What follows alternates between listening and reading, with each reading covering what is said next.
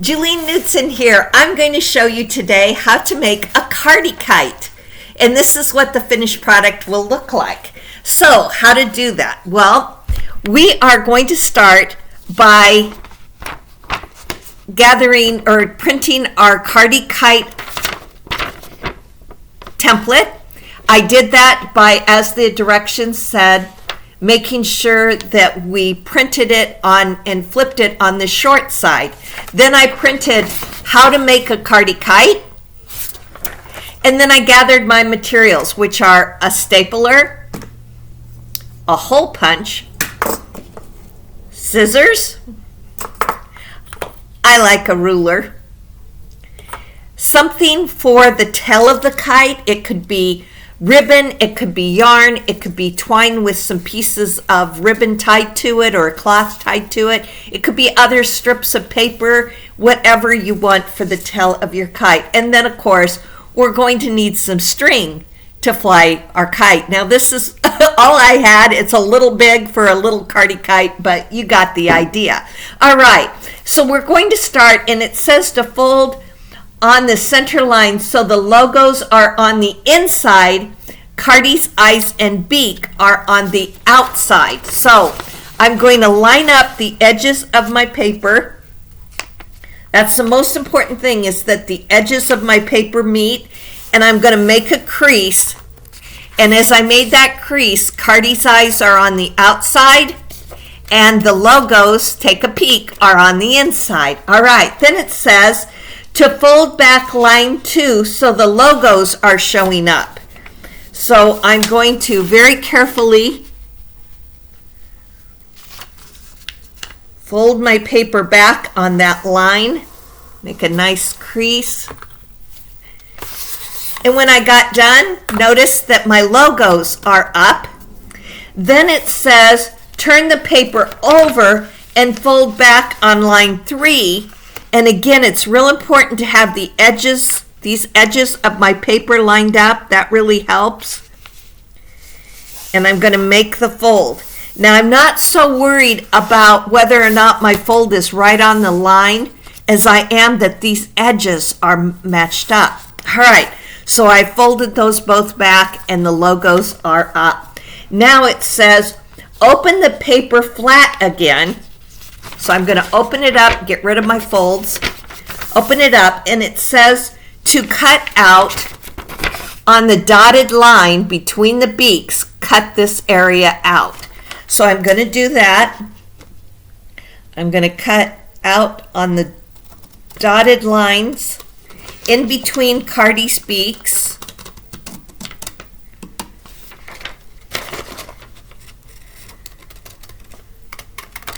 So now that's cut out, and this says cut off or cut out area.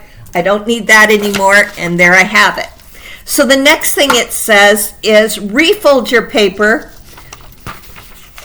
And when I refold it, I want up the logos, down Cardy's eyes. So I see here the fold makes the spine of my kite, okay? And Cardy's eyes are down below with the spine, and the logos are on top. So it says insert the straw into the spine. Now my straw is a little long, so it's a bendy straw. I'm just gonna curve it so that the bendy part is on the inside. And I'm gonna leave this little area out so that I can attach my tail. Now if you have a bendy straw, you can do that. If you don't, you're going to want to make sure you don't staple down here, because you're going to want to be able to get your the edge of your kite tail in there and staple it so your tail doesn't fall off. And then I'm going to take and I'm going to staple in the middle, it says, of the kite. And I'm going to make sure that I'm below that spine line. One staple, and then at the front. Again, make sure you're below the spine line. Second staple. When I do that, Cardy still folds down, logos on top, eyes on bottom, and I have my straw in there, which gives my kite some rigidity so that it doesn't, in the wind, just collapse or fold. It's all nice and rigid, ready for the wind. All right, the next thing it says, got to turn the paper over, is to insert the top corners where I see this A and B. Do you see A and B on it? Insert those corners into my spine. So I'm going to take those corners, fold it back, and insert that into Cardy's spine.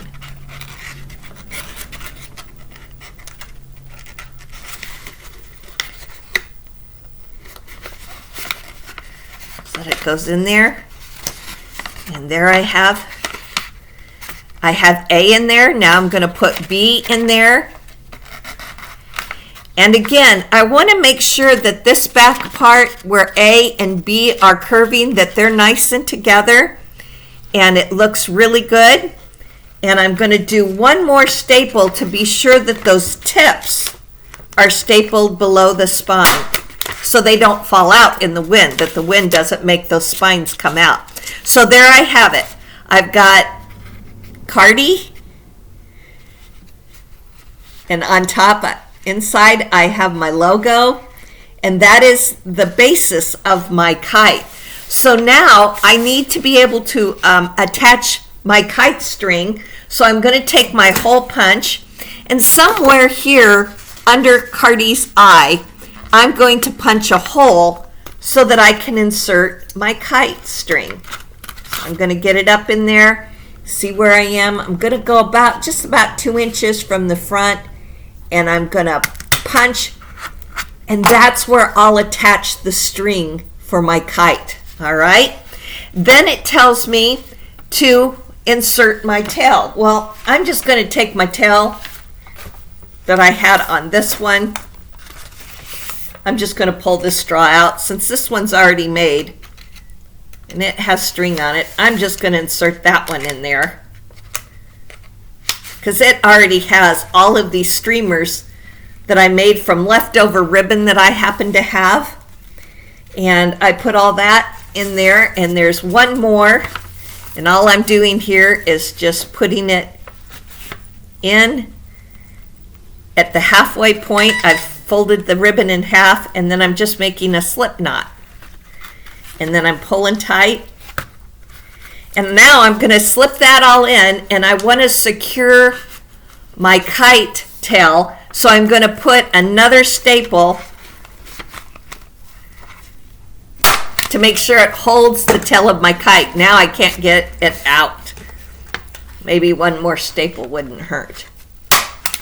All right, my stapler has that in. I can't remove my kite tail anymore. Now I'm ready. All I have to do is put my kite string on and go out, and let's go fly a Cardy kite. Very easy to make. I hope you enjoy yours. Be sure when you're out flying your kite or when you get your kite made, have someone take a picture of you holding your kite, and maybe you can have someone take a picture as you run around the yard and watch your Cardy kite fly. So let's go fly a kite, March's virtual adventure. Thanks for watching.